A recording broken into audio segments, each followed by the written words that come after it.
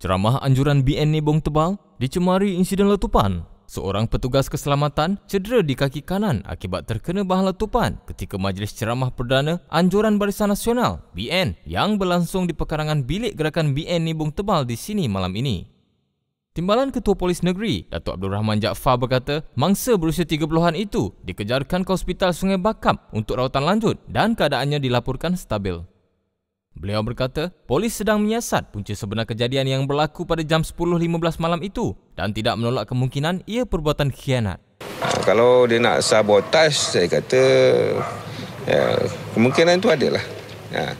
Jadi saya tak boleh kata tentang perkara itu. Oleh kerana kemungkinan itu semua ada. Jadi saya rasa biar pihak polis, beri masa pihak polis sedikit untuk menyiasat perkara ini. Abdul Rahim berkata hasil siasatan akan dimaklumkan secara terperinci pada satu sidang akhbar secepat mungkin.